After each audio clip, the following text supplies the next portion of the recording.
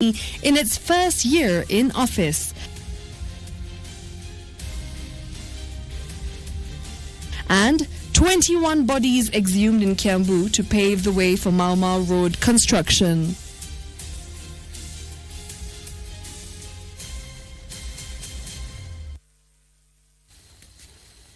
Of course, this is Easy Friday on KBC Channel 1. My name is Shiksha Arora with my co-anchor John Kago as we take you through the top stories tonight. Remember, everyone's talking about the fuel hike. It has crossed the 200 shillings mark, and that's something that every Kenyan has been discussing over the last 24 hours, Absolutely, Kago. And the energy is here saying that this is a situation that will be in play for the next couple of months, and of course explaining the reasons as to why. One of the reasons being the removal of the subsidy program, and of course other reasons. We'd love to hear your thoughts on those particular issue and what are handles.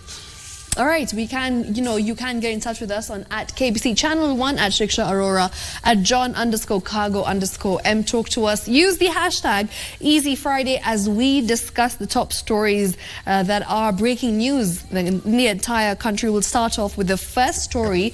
Of course, as I said, the top story tonight has to be the hike of the fuel prices. And these prices are likely to remain high over the next 3 months. And this is according to Energy and Petroleum Cabinet Secretary Davis Churcher, who says high pump prices are due to increased landed costs and the removal of the fuel subsidy program that had been in place for the last 3 months. Well, that's the beginning of coverage tonight, where Rimunjenga has more details on that. Take a look.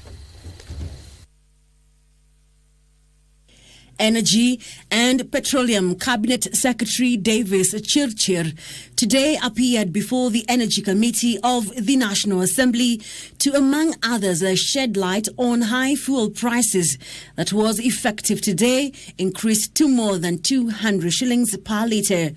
Churchill cited increased landed cost of petroleum products to 8.7 billion shillings and withdrawal of the fuel subsidy program that had been in place over the last 3 months. The challenges of Russia-Ukraine, compounded challenge of the OPEC politics of the major producers reducing the barrels, 3.6 barrels per day, possibly to increase the prices, the challenge of winter coming in, and the fact that we have withdrawn the subsidy.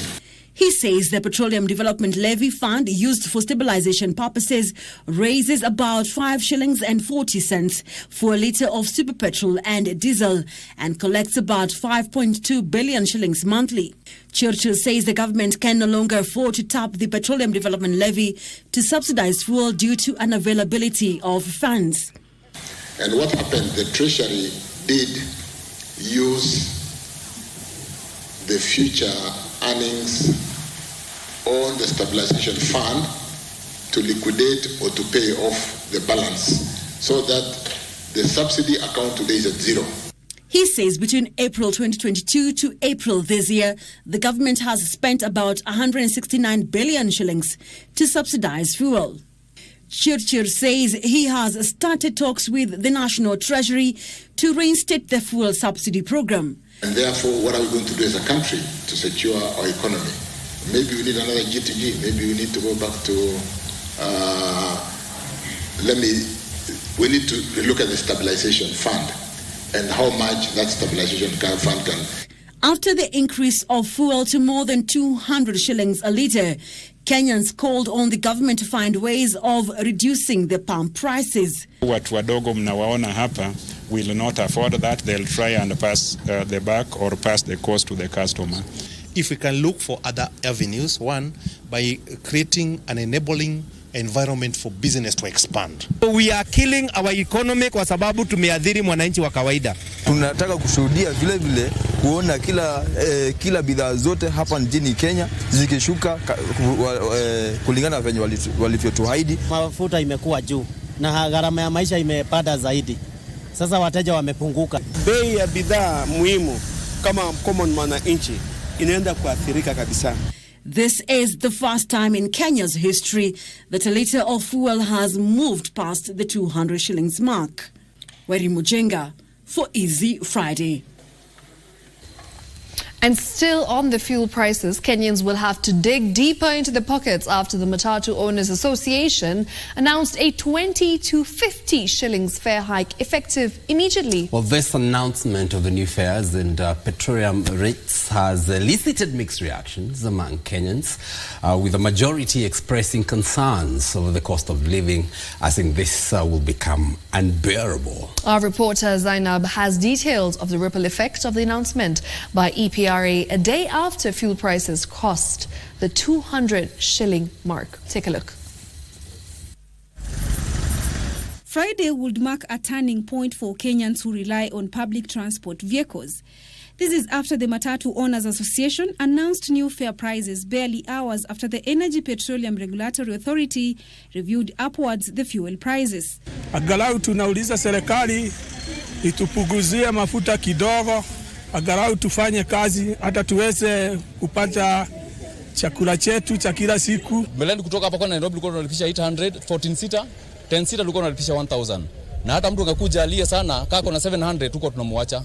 But for now venye mafuta imepanda, hatuna option, hakuna kushukisha, kama ni dhao 14 sita. A state of affairs that has seen Kenyans express mixed views, with the majority concerned about the impact on the economy and price of commodities. Unga ni bei moja na mafuta. Sincerely speaking, wananchi tutafanya nini kama mafuta iko juu namna hii? Nyumba ndio hiyo. Duka mimi kwa na familia tafanya nini? Nimeajiriwa na hii pikipiki. Oi, serikali tuangalieni sana bei ya mafuta. Kama ni sukari ukienda kununua ilikuwa 120, sasa ni 250. Ni unga bado imekuwa bei kali zaidi. Kwa wateja kwa kubeba hii kazi ya pikipiki, wateja wamepungua juu wanalalamika hali ya mafuta imekuwa juu na gharama ya maisha imepanda zaidi. Hatukatai tutakaa, lakini ajaribu sana aone maslahi kwa chinda. Tunaomba kwa heshima yoyote ile, angalia maslahi para tuko na chinda kabisa. In the new rates announced by PSV operators, fares will increase between 20 and 50 shillings during peak and off-peak hours around Nairobi and its environs. We will still be in consultation with the government to see how to help the hustler, the common person down there. Because the common person is the one suffering. Because when the fuel goes up, we'll have to pass it to the common mwananchi. This is the second time in a span of 3 months that PSV operators have announced changes in fare prices, attributing it to the increase in fuel prices. For Easy Friday, I'm Zainab Said. Now, Azimio Coalition has faulted the government for allegedly mismanaging the economy in its first year. Well, opposition leader Raila Odinga, in a statement on the government's performance, decried the high fuel prices and tax proposals which he says were burdening the common mwananchi. He, however, remained non-committal on the fate of the ongoing bipartisan talks, instead pledging to issue a statement on the matter at a later date. Well, John Jacob Curia with an assessment of the government's performance from the lens of the opposition coalition, Azimio. As the Kenya Kwanza administration marks 1 year in office, the opposition continued to poke holes in government operations. Opposition Chief Raila Odinga, issuing a statement on government performance, accused the Ruto administration of allegedly mismanaging the economy. As the sun set on the first year of Kenya Kwanza, it is clear that no amount of oratory or extravagant claims can hide the harsh fact that we have had an extremely disastrous and difficult one year. And there is no reason whatsoever for Kenyans to believe that the next 1 year will be better. Raila charged that the increase in fuel prices will only fuel the burden on Kenyans who are already struggling with the high cost of living. As long as the government has not resolved the price of food and fuel, the cost of living will not come down. The opposition chief has also accused the government of wastage, even as the shilling continues to fare poorly against the dollar. The fall of the shilling comes with a great price that includes escalated costs of imports, including food. It puts tremendous pressure on parents seeking to take their children abroad, or those who want to seek treatment outside the country. Azimio says the Kenya Kwanza administration has also made education unaffordable, citing the latest university funding model and the delayed disbursement of school capitation. We are, however, very concerned that under the Kenya Kwanza, education and the country are getting compromised. Odinga steered clear of commenting on their stand on the ongoing bipartisan talks, pledging to issue a comprehensive statement. We refuse to ask you to tighten your belts. You have done enough. The ball is squarely in the court of the regime. John Jacob Curia, Easy Friday. Now, Kenyans are more interested in the popularity of the governors as opposed to their development achievements. Well, this is according to research by Insight Strategy Solutions Africa. The poll, which was conducted in August, found that unlike development, popularity ranks higher in the counties. Well, here is Abdiaziz Hashim with the details. It appears popularity tramples development in the counties. At least if the latest research by Insight Strategy Solutions Africa is anything to go by. There are governors who are generally popular within their regions despite of the development scorecard. There are those, perhaps they are good in their politics or the way they engage the residents. According to the findings, many county bosses appear more interested in charging their bases as development takes a rather secondary position a year into their term. Notably, we have Governor Mutula Kilonzo from Makueni having the highest approval rating, not only within the region, but across the country. And that is a very big contrast to the development scorecard that the people of Makueni gave Governor Mutula Kilonzo. According to the polls conducted in August, Narok Governor Patrick Ole Ntutu will be re-elected if elections were held today with an approval rating of 70% despite scoring 59% on development. That's why you find the national average of even approval ratings is way higher than the development score. That means a majority of these governors are still more invested in the politicking or in the politics than the actual delivery of development programs. Embu Governor Cecilia Mbarire scored the highest on development. And in aggregate, what would be considered to be the best performing governor in the country on the development score, that is Governor Cecilia Mbarire. We have Governor Susan Kihika of Nakuru with a very impressive development score of 59.8%. But not all governors were ranked highly on popularity. So at number 38 among the bottom 10 performing counties in terms of approval, we have Nairobi with Governor Sakaja at 33.2%. We have Machakos at 33.1%. We have Kiambu, Governor Kimani Wamatangi at 23.4%. We have Bomet, Governor Professor Hilary Barchok at 22.3%. And lastly, we have Governor Jonathan B. The polls, which sampled the opinions of more than 22,000 Kenyans, highlighted the second-term governors performed better in both categories of development and approval ratings. This is attributed to the continuity as their first-term colleagues spent more time finding their footing in realizing devolution. The research by ISS also proved that women governors, namely Cecilia Mbarire, Anne Waiguru, Susan Kihika and Gladys Wanga, have performed well on development in their respective devolved units. Abdiaziz Hashim for Easy Friday. Now, in other news, a total of 21 graves have been exhumed and relocated to new grave sites, paving way for the construction of a 22 kilometers Mau Mau road in Gitithia village, Lari, Kiambu County, after the contractor acquired court orders. Well, the local administration in the area said the process that started last year is being initialized after the court gave the green light. This is Gitithia village in Kiambu County. Relatives and family members are busy working around the clock to exhume the remains of their loved ones from the graves they presumed as their final resting place. Despite bringing back the old memories of their loved ones, The families tasked to exhume the remains expressed their hopes of receiving compensation amounting to 50,000 shillings per grave, as earlier promised by the government. Hatujapanga juu hiyo maneno yote ilikuja last year, lakini vile walituambia tujitayarisha, hakuna kitu walitulipa. Wakati tulipewa hii mashamba tulifikiria tu barabara ni ya kawaida, hakuna mahali itakuja isifanye nini ichukue mashamba yetu. The exhumation follows a court order sought by the contractor of the Mau Mau Road, which was designed to pass through the cemetery. Hapa Getithia, kata ya Getithia ni 20, kata ndogo ya Arara yenye iko Getithia, kata kubwa ya Getithia ni 19, na hiyo ingine moja iko kata ndogo ya Getithia. So zote kwa jumla ni 20.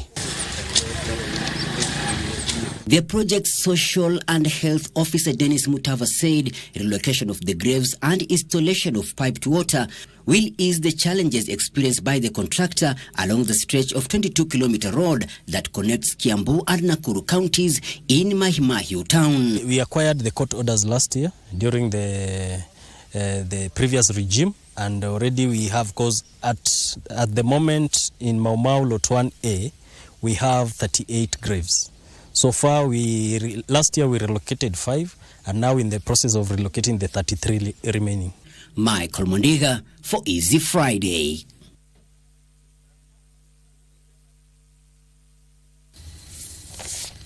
All right, and with that, it's time for us to take a first commercial break, and we will be back in just a moment. Make sure you are tuned in. The hashtag still remains as hashtag Easy Friday. Talk to us on social media at KBC Channel 1, at Shiksha Arora, and at John_Kago_M. Absolutely. There's more lined up for you, including the weekly feature, My Culture, business as well. Sports a bit later. Stick around. We're back in a moment.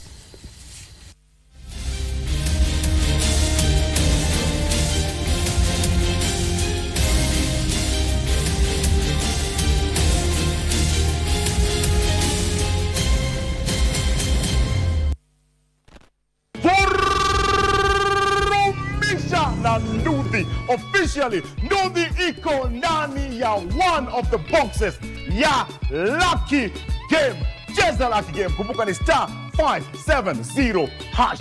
Chagua Lucky Game. Kisha chagua one of the boxes kati ya hizo 7. Weka stakes zako, isiwe chini ya 20 shillings na isizidi 2,000 Kenyan shillings. Zawadi ziko kem. Kiwapo pia Ndudhi tumeingiza mahali pale. Vurumisa na star 570 hash.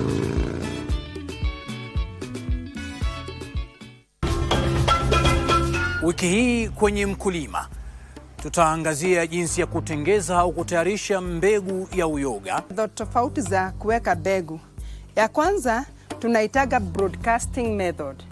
Broadcasting method ni ile sasa wakati ule umemaliza kuspread your straw like this, unakuja unachukua mbegu zako, you spread them, Kisha tukuze spirulina. According to statistics, kila familia inafaa kula about kilo 10 ya samaki kwa mwaka.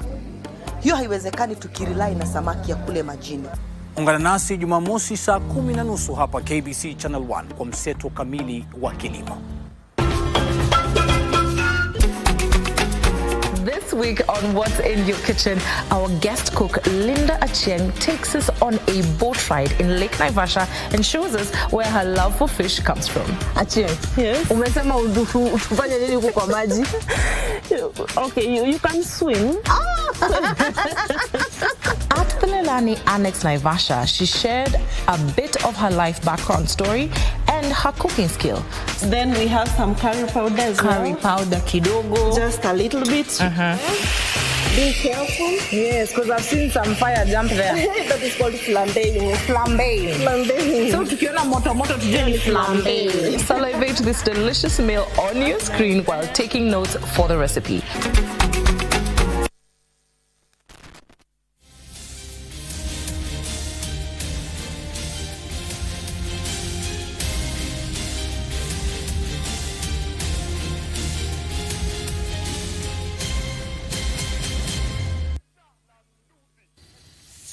Welcome back to Easy Friday. Moving on to the live broadcast, where public servants implicated in graft will be shown the door. Well, this is according to Chief of Staff and Head of Public Service, Felix Koskei. Koskei says the era of transferring government officers who engage in corrupt practices is gone, and persons found culpable will be dismissed and charged in court. Thank you very much, sir. On Friday morning, Chief of Staff and Head of Public Service Felix Koskei met top government officials from the Ethics and Anti-Corruption Commission, regional commissioners, county commissioners and sub-county commissioners for a consultative meeting at the Kenya School of Government. The meeting was aimed at tightening loopholes that allow corruption to thrive in the government. We are fighting corruption this time round using a different strategy. We want everybody to know something is coming. We don't want you to be surprised. We are telling people this thing is not the right thing to do, to achana nayo, tufanye kazi vizuri. It is at this meeting that Koskei warned of stringent measures to public servants linked to corrupt dealings, even as he revealed a report by EACC that listed government ministries and corporations with high incidences of graft. These have been identified in descending order public services that are most prone to corruption. When we break it down now to services, the leading is medical services, because the person has an option. He is sick, he wants to get medicine, he wants to be treated, he has an option, he has to pay. And the crooks are focused there, these corrupt fellows. At the same time, he pledged to crack the whip on corrupt individuals hiding behind the notion of job security in the government. It is about ourselves, and it is ourselves that is going to eradicate this. There is not a single institution or a person. We need to, all of us, agree that it is a problem and we have to fight it. And that is why we are here. We have had a conversation and we are going back to discuss on how to do it. Similar sentiments were echoed by the Interior Principal Secretary Raymond Omolo. Given that the President has pronounced himself on the issues to do with corruption and how to address and deal with it, it was important that we call the entire structure for a conversation that is still going on, but the highlights have already been spoken to. Immigration and Citizen Services Principal Secretary Julius Bitok reveals so far 87,000 passports have been printed as the government addresses the backlog. 87,000 passports that have been produced and Kenyans have not collected. But the most important message for Kenyans is that let's come for our passports. Let's come for our passports, and that corruption is no longer a way of life in immigration. We have cleaned the place, and we are happy to inform the country that feel free to come for your passport and don't pay anything to get your passport. Ethics and Anti-Corruption Commission Deputy CEO Abdi Mohamud lauded the government for its commitment in protecting public resources. And we think this has never happened before. As EACC, we are really convinced that we are on the right track, and with this kind of momentum, we believe in the next few years we will see a lot of progress being made in our country in reducing corruption. Now, an anti-stock theft unit has been set up at Mulango, Isiolo North Sub-County as the government intensifies efforts to clamp down on banditry. Well, Interior Cabinet Secretary Kithure Kindiki, speaking in Isiolo during the launch of the camp, emphasized that the government will not relent in ending banditry attacks. Additionally, he said they will continue to arm security officers with modern equipment and technology to combat emerging and complex security issues. All plans are also underway to establish more security camps, deploy specialized security officers, and commission administrative units to bring services closer to the people.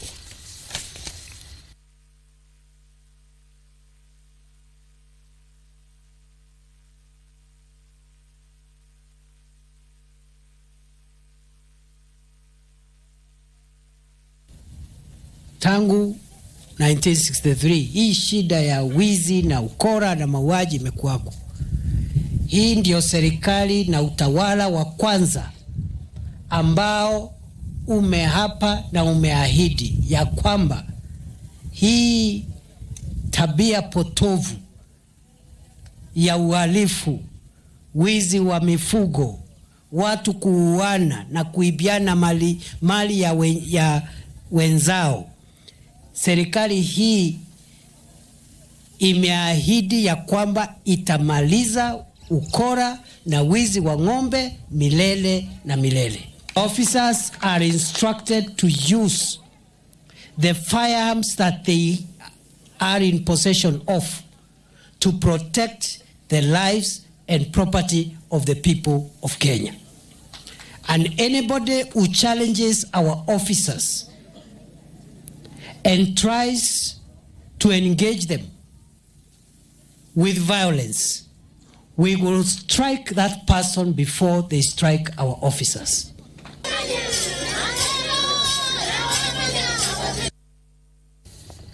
Now, statistics from the World Health Organization show that around 1 in every 10 patients is harmed during healthcare, and more than 3 million deaths occur annually due to unsafe care. Well, most of the risks to patient safety result from either diagnostic errors or medical errors.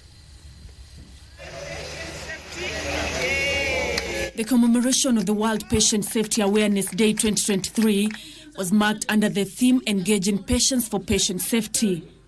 Statistics from the World Health Organization paint a grim picture of patients harmed during care, with over 3 million losing their lives annually. The situation is worse in low to middle income countries, where 4 in 100 people die from unsafe care. 50% of such harm to patients is preventable, hence stakeholders in the health sector are calling for improvement of standards to enhance care. You all know, guys, Dr. Google is accessible to everyone. Are we ensuring that our clinicians are speaking to the patients and giving right education and right information and taking away the Dr. Google out of it? Healthcare providers have been called upon to engage patients in their care in order to improve outcomes. Engaging patients in their care means recognizing them as partners, not just as passive healthcare in the healthcare system. It means involving them in decisions making about their treatment, medications, and care. It means respecting their preferences. The Ministry of Health remains steadfast in our commitment to patient safety. We have diligently crafted policies and strategies aimed at ensuring patient and health worker safety. Solidarity forever. Meanwhile, the Kenya Medical Practitioners, Pharmacists and Dentists Union is decrying negligence of the health sector by the county governments. Speaking after a meeting with doctors from 50 hospitals in the central region, the union officials have cited shortage of health workers, lack of promotions, inadequate supplies and non-remittance of pension as the key issues. There's a bigger shortage that has ever been imagined. That the doctors that are working in these hospitals have to sometimes not to go on leave, even if they're sick, because there's no one to replace them. The doctors here are overstretched. They do almost 100 hours per week, actually, instead of the 40 hours that has been signed in the collective bargaining agreement. The doctors have to lose a patient, not because they can't manage the patient, but because that hospital has not supported them with the equipment. These hospitals have no drugs. These hospitals have no reagents. They keep on referring the patients to go for lab tests outside the hospitals. They have maintained that they will down their tools if their issues are not addressed within 2 months. Nancy Okware, Easy Friday. Now, the International Day of Democracy was marked today amidst calls for institutions to formulate policies and laws that uphold high level of democracy. While speaking during the commemoration here in Nairobi, Assistant Registrar of Political Parties, Florence Biria, however, said Kenya has made huge strides in matters democracy. And as Timothy Kipnusu now reports, the government has been challenged to remove barriers for the youth to fully participate in leadership positions. Kenya joined the global community to commemorate the International Day of Democracy. Here, stakeholders underscore the need for the government to ensure different institutions are held accountable for the decisions they make. Is there somebody who is checking either the institutions or the leaders or those who are making laws to making sure that they are upholding democracy and there are no excesses, that they are doing that which the Kenyans elected the leaders to do, they are following the cause of the mandate for which those institutions were established? Are they following the law that governs what these institutions are supposed to be doing? Leaders led by Nandi County woman member to the National Assembly, Cynthia Muge, and Yela lawmaker Maina Karobia, however, said Kenya has made remarkable strides in realizing democracy. We are a vibrant democracy. Kenya is ranked amongst the best democracies, not only in Africa, but globally. And that democracy is not because of politicians. The democracy that is celebrated of Kenya, it is because of the efforts of citizens and the leaders and every other stakeholder that is involved in the development of our nation. Democracy is not a bottle of Coca-Cola which you can import. Democracy should develop according to that particular country. So whatever is democratic in another country cannot be democratic in our country. And that means we have to shoe our own shoe. We have to make our own democracy that suits our situation and our status. It is during the celebration that calls for young people to be involved in leadership positions who arrive. Democracy will only be achieved with information. If we lack information, you can never achieve democracy. And that is what we are doing, really giving information to the next generation, which is the current generation, that then can be able to take this leadership. You will never get to a place and say, yes, because you have a future, a mature democracy, that everything is done. You will always need to guard it. And as they say, the price of freedom is eternal vigilance. Same way, the price of guarding your democracy is eternal vigilance. It is a matter of respect and also supporting one another to ensure that as young people, we don't feel envy for one another, but we really support each other to grow to the miles that we want to grow. The theme for this year's celebrations is empowering the next generation. Timothy Kipmusu for Easy Friday. Now moving on to My Culture, where the year 2023 marks the 140th anniversary of the arrival of the red Masai shuka that has become synonymous with being Ma. Of this week on My Culture, we focus on the Masai shuka. Take a look.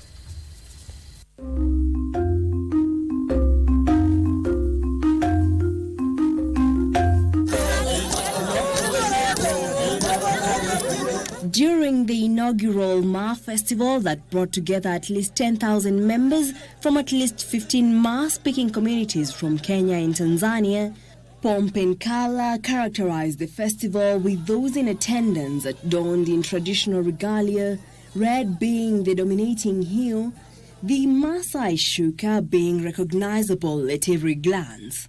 The Masai shuka is locally and globally recognized, but do you know where the vibrant and colorful cloth worn by the people of the Ma community of East Africa originated from? The Masai blanket or red shuka cloth is perhaps one of the most recognizable symbols of Kenya and the Ma identity. Initially was pure red. Still here you can find some with pure red. But increasingly, we are nuancing it a bit. We are not static. We innovate. I mean, we have tests. I mean, we adjust. Blue and white, our flag, Masai flag, has white on one side and blue on the other side. But red is the color we all love. So when we mix the three together, it brings out a beautiful color. For the past century, the Ma culture has been on the rise, this year marking the 140th anniversary of the arrival of the red Masai shuka that has become synonymous with the Ma community. Earlier on, before the invention of the shuka, we were wearing, of course, hides and skins.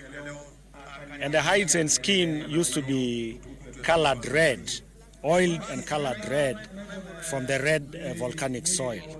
The warriors, when they are celebrating, always smear themselves with what is called the red ochre.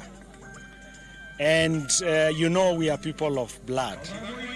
So one of the things that associated with our ceremonies and celebration is a shedding of blood, either for sacrifice or for a mother who just, a lactating mother or an initiate. So when the shuka came, we naturally leaned towards the red.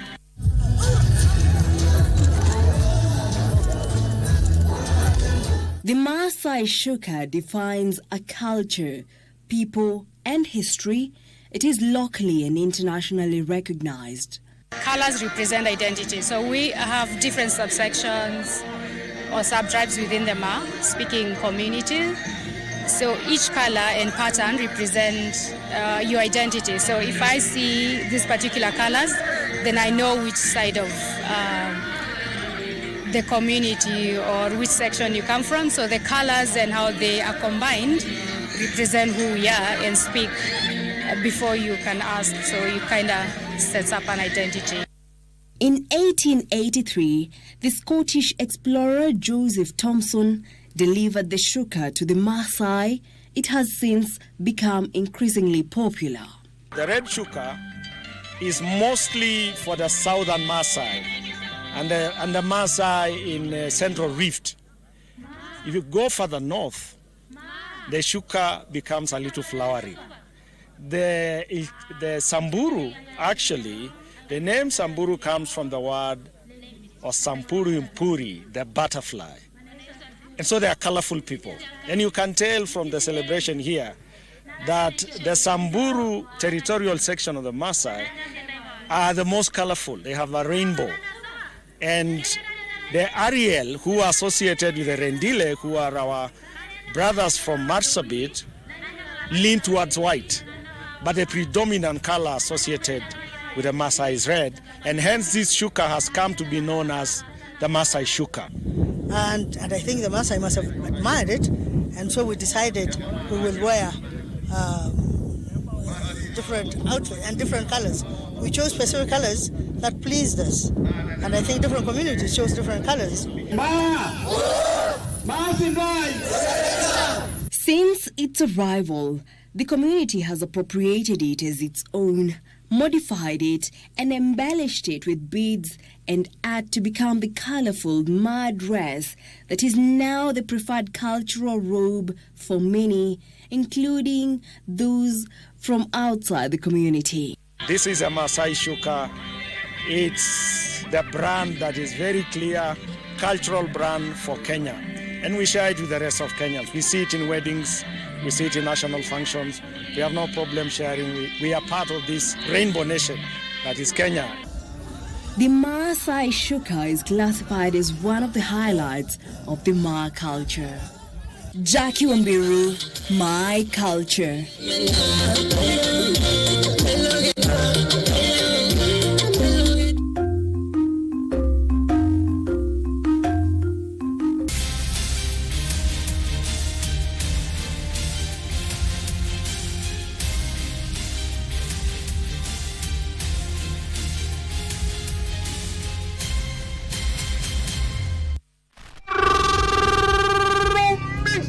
Nduthi officially Nduthi iko ndani ya one of the boxes ya Lucky Game. Cheza Lucky Game, kumbuka ni *570#. Chagua Lucky Game, kisha chagua one of the boxes kati ya hizo 7.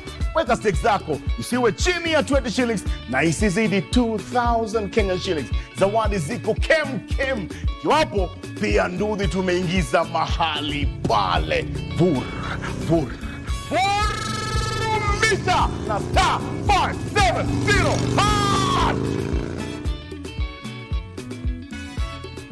I beg you to hear me out, Isabel.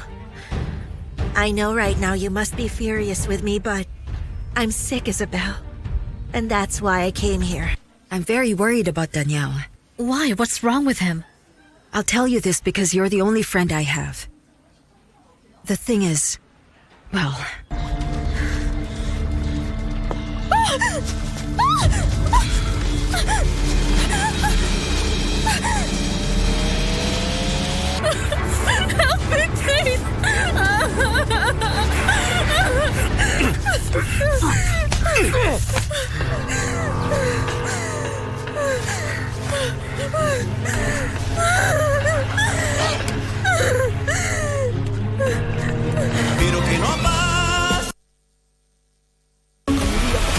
Kuna jiki yani. Mimi pia nimechoka na hizi drama zenu. Msikize. Ngoja nifike huko ndani niingie nione kuna la mwanya. Ndio utanijua kama mimi nzuri ama mbaya. You know what has happened? Your sister has stabbed the secretary at the office. Hebu tuende pole. Kulikuwaje? Kumetokea nini? Ilikuwaje? Mom, umembembeleza sana. Lazima ambue ukweli. Yes, you are pathetic. Sufi gani vijana? I'm pathetic. Kwa sababu yangu mimi. Umempata Zito na mwanamke mwingine, umepata shemeji yako na mwanamke mwingine, ikakuuma, si ndio? Na vile vituko umefanya hapa nyumbani kwangu asubuhi.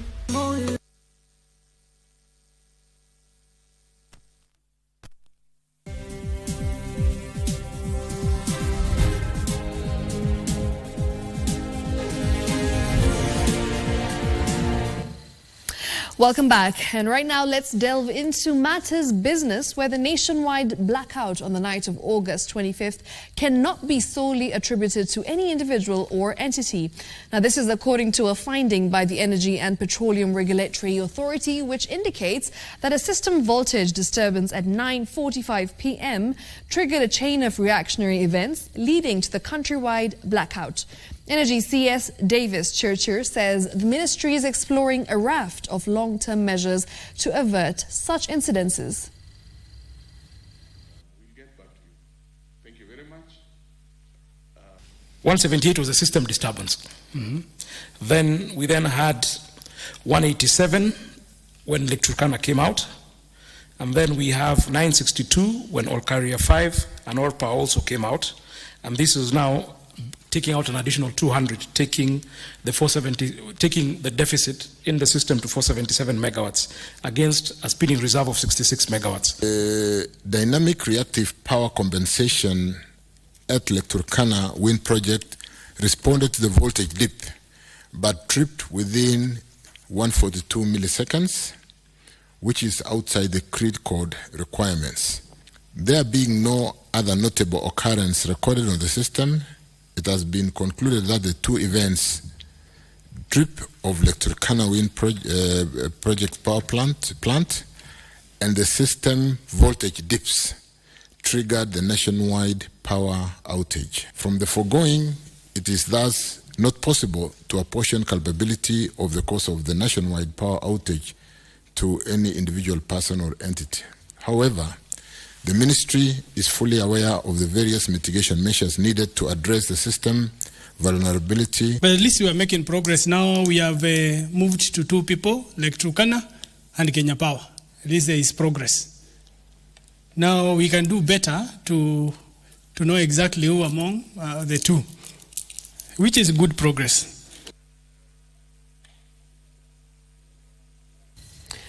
Now, institutions of higher learning have been challenged to promote climate-smart agriculture for sustainable development. Investments and Trade Cabinet Secretary Moses Kuria says climate-smart agriculture should be fully harnessed for sustainable economic growth. Take a look. Investments, Trade and Industry Cabinet Secretary Moses Kuria was the chief guest at the ongoing agribusiness trade fair at the University of Eldoret, where he underscored inaccessible farm inputs, climate change and post-harvest losses as the major challenges derailing the agriculture sector. Katika hilo mambo ya kuhakikisha ya kwamba kilimo chetu kinafaidi mkulima. Sio tu kila wakati mtu anaenda kwa shamba unalima, unaweka kwa sufuria, unapikia familia yako. Lazima pia hiyo chakula na kilimo yako iwekwe pesa kwa mfuko. Na ndio nimefurahi sana na hii agenda ya agribusiness, agripreneurship ambayo hiki chuo kikuu kinaendeleza. Kuria says the government is already implementing various programs to alleviate the challenges, such as the subsidized fertilizer program and construction of aggregation and industrial parks in all counties. Hiyo ni kusema mazao yako ikitoka kwa shamba inapelekwa pahali fulani, ingine inafanywa packaging, sorting, cold storage, na inapelekwa katika soko za kimataifa moja kwa moja, na zingine ambazo haziwezi kufika hiyo kiwango ya kwenda kwa soko za kimataifa. Tunafanya ile value addition, tunafanya ile inaitwa agro processing. Institutions of higher learning have been challenged to conduct and educate the community on climate-smart agricultural practices. Lazima waweke mikakati ya kuwapatia wakulima mbegu ambazo zinafaa. Sio tu mbegu ya mahindi, mbegu za hata mimea ile ingine. The youth should not be left behind in stemming the worsening effect of climate change. The inclusion of the youth in agriculture will see more adaptation of climate-smart practices.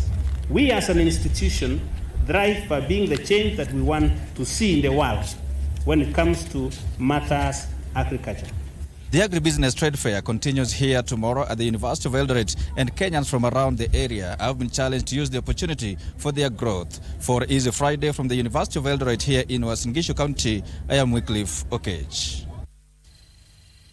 Now, Kenya is facing stiff competition from regional players in petroleum storage and distribution. Energy players are being challenged to enhance their service delivery to ward off the competition.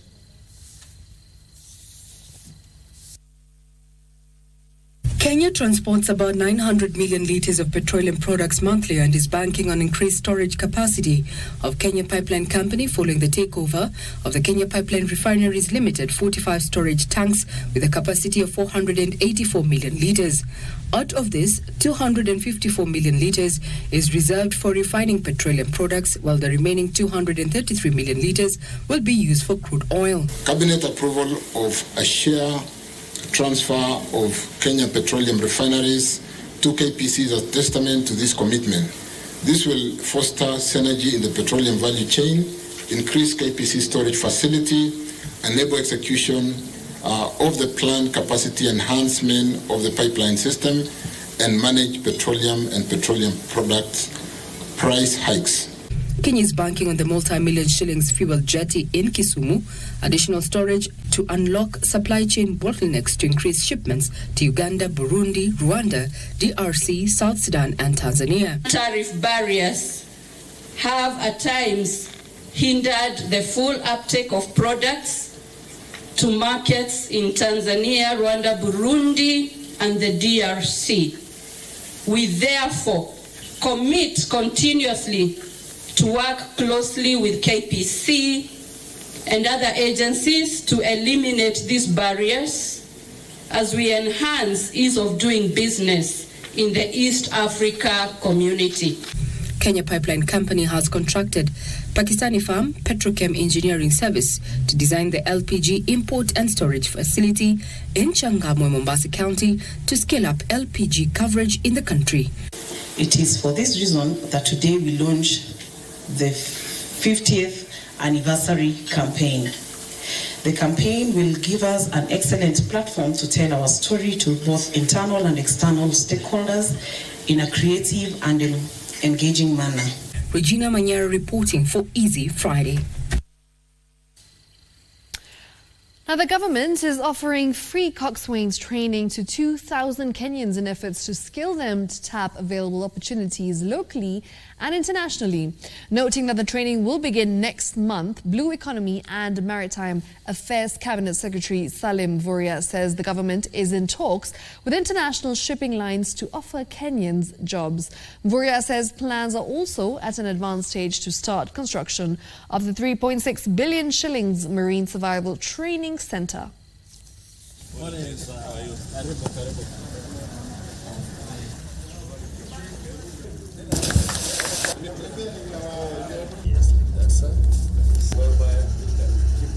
These coxswains will not even pay a shilling, and the process of their training will begin next month, and by December we'll have trained 2,000 coxswains along the Indian Ocean.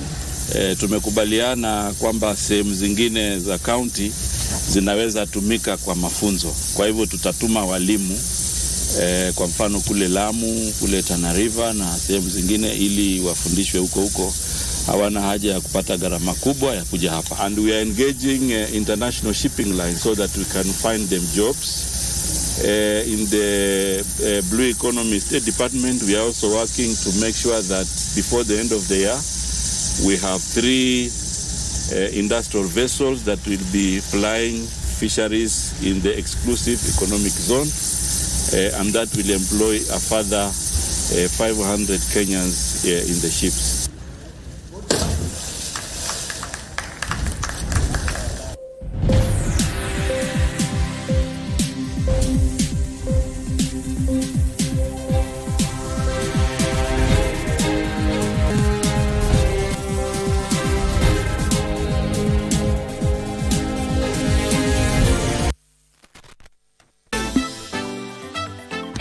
So guys, what did I miss when I was away? Of course, as you missed us late. Hapa ije, soko ni shafu mbaya sana.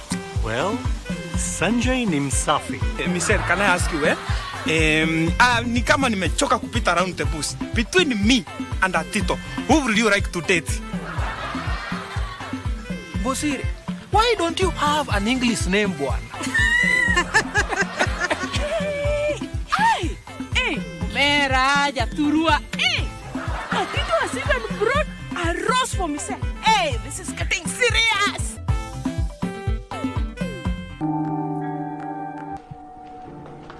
When you're leaving, you're not even saying hi to Jackie. I've seen her. I think I've been after a place in Kushi by kesho. This Alex of yours, what is he saying? I'm thinking about you. Jackie's here?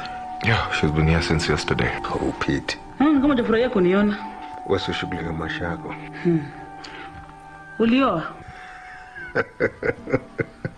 Are you okay? Why is Pete doing this to us? Itakuwa traditional wedding. Perfect, haina shida. Alafu, we'll just keep it between us. Don't worry, bro. You can trust me with your life. Mambo hii sitaongelelea na wala sitaingililia. Naomba tu acha nipike chai. Alafu jana sikukula vizuri. Na pia stress si jokes aki dada yangu. Jackie, do I look like I care?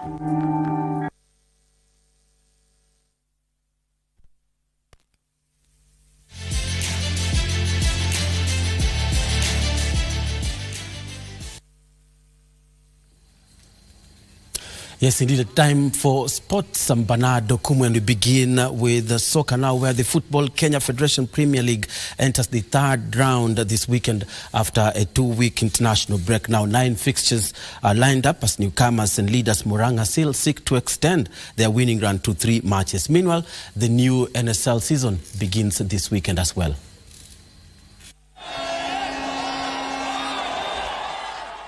Following the conclusion of the FIFA international break that saw Kenya Harambee Stars play 2 fixtures against Qatar and South Sudan, the domestic action resumes this weekend. League pesetas and newly promoted Murang'a Seal will be out to continue with their dream start to the campaign when they face Talent FC on Sunday. Seal have won their 2 opening fixtures and are top of the grid with maximum points.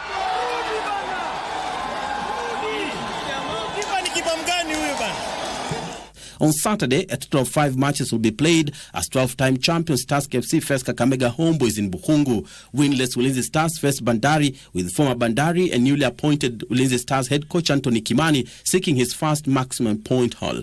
Other matches lined up on Sunday will see Nzoia Sugar playing against Bidco in Bungoma, while FC Leopards will also be out for a first win against Muhoroni Youth. Meanwhile, the 2023-2024 NSL season begins this weekend with a total of 9 matches lined up. Promotion hopefuls the Rajani Gogo opened their campaign against newly promoted Rainbow. Last year's 3rd place finisher Migori Youth will be up against former KPL side Mathare United in Migori. Kibera Black Stars is set to face Nairobi United. The 1st and 2nd place finishers earn automatic promotion to next season's top tier, while 3rd place teams play the 3rd bottom side from the Premier League in a relegation and promotion playoff. And to athletics now, where after 13 meetings from May to September, the final fields are now set as the curtains of the Diamond League come down in Eugene, Oregon this weekend. Kenya's best athletes head to Hayward Field looking to end their seasons on a high. The world's best athletes, including world and defending Diamond League champions Amondo Duplantis, Yaroslav Mahukchik, Mary Moraa, Sherika Jackson and Grant Holloway, head to Hayward Field looking to end their seasons on a high, but the athletes who missed out on top honours in Budapest last month will be out for revenge. World Under-20 champion Emmanuel Wanyonyi will be looking forward to battle it out with Marco Arop, who bagged gold in the just concluded World Athletics Championship in Budapest, Hungary, in the 800 meters men's final. Commonwealth Games champion Wycliffe Kinyamal, who won in Monaco and was second in Doha and Rabat, plus Algeria's Stockholm and Brussels winner Jamel Sejati and Benjamin Robert of France, will also be in for the contest. 5,000 meters defending champion Beatrice Chebet has the chance to claim another title ahead of going for world 5-kilometer gold at the World Road Running Championship in Riga next month. Other Kenyans who will take part in the Diamond League finale are 2 times 1,500 meters women Olympic champion Faith Kipyegon, 100 meters Africa record holder Fernando Manyala, Ruth Chepngetich, among others. The Diamond League is set for this weekend, 16th and 17th in Oregon. And to grassroots soccer now, where the Chapa Dimba football tournament heads to Nyamira, Kisumu, Homa Bay and Migori counties this weekend for the Nyanza County finals. A total of 16 teams from the 4 counties, 8 boys teams and 8 girls teams will vie for their respective county titles. Each county winners will join Kisii and Siaya county qualifiers in the inter-county playoffs set for next week before proceeding to the regional finals scheduled 30th to September 1st.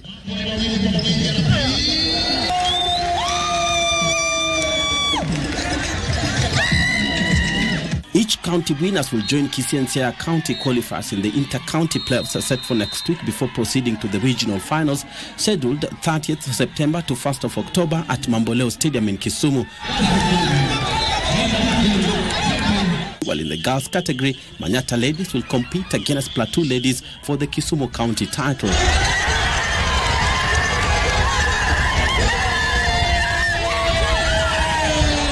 Winners in both the boys and girls categories will receive 75,000 shillings, while the runners-up will be awarded 30,000 shillings.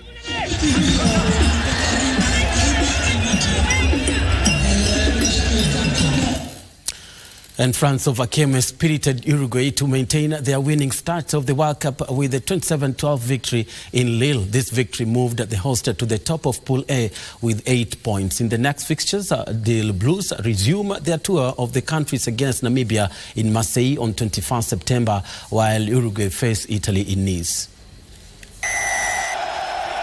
It's a first ever test match between France and Uruguay. France took the lead through Melvin Jimenez's penalty before Uruguay hit back through Nicolas Freitas, who was the beneficiary when Felipe Echevari's crossfield kick was palmed onto his boot by Jimenez before the wing claimed the lost ball and dotted down. The captain Villaseca, and they're in! It's Felipe Echeverri! Anthony Hastoy crossed for France before... Well, you're now in the know. That does it for our Friday edition of Sports on KBC Channel 1. Thank you so much for watching. I'm Bernardo Kumu.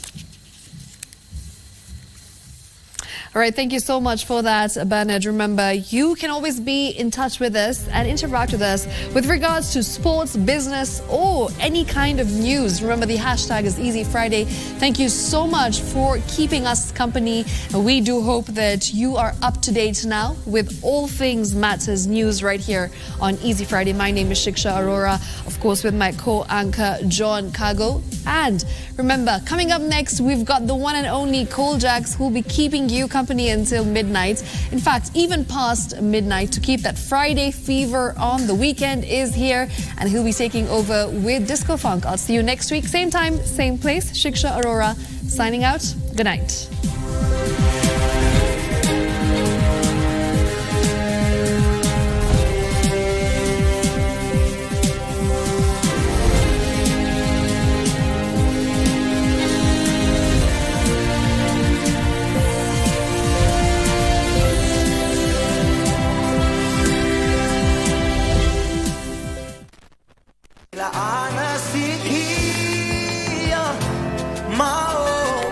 Crazy because number one, I don't know how to be a man. So I wouldn't know when he was going through something. For the longest time, Dad ali create an environment where we can talk. And so most times ilikuwa either during drives. So mzazi akikuwa rafiki yako, you'll tell him or her the things that you have to tell another friend. There's a position that needs to be filled. And if you don't have a paper, you don't have a chance. So in as much as Tini anataka parent, pia anataka a friend. Tunatafuta ma friends. So tunafaa ku create environment your best.